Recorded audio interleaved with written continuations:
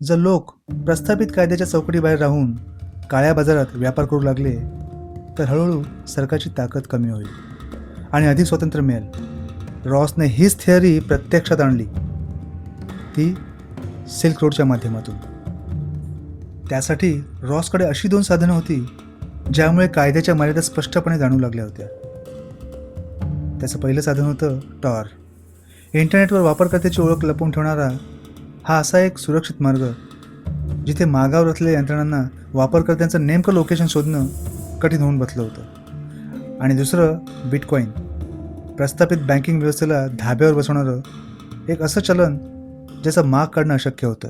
Dark वेबवर जाण्यासाठी Tor नावाचा विशेष ब्राउझर लागतो. हा ब्राउझर तुमचा डेटा जगातील अनेक वेगवेगळ्या सर्व्हरमधून फिरवून नेतो. जसा कांद्याला एकावर एक पापुद्रा असतो तसाच तुमच्या माहितीवर गोपनीयतेचे अनेक थर असतात. प्रत्येक सर्व्हर फक्त त्याच्या पुढच्या सर्व्हरचा पत्ता जाणतो. त्यामुळे तुमची मूळ ओळख आणि ठिकाण म्हणजेच IP ॲड्रेस कोणालाही समजत नाही. रॉसने त्याच्या बेडरूममधून सिल्क रोडवरील गुन्हेगारी विश्वाची निर्मिती केली. सिल्क रोडवर पहिली विक्री रॉसने स्वतः केली होती. त्याने एका निर्जन टेकडीवर स्वतः मॅजिक मशरूम्स पिकवले आणि ते वेबसाईटवर अतिशय कमी किमतीत विकले, जेणेकरून लोकांना सिल्क रोडवर विश्वास बसेल.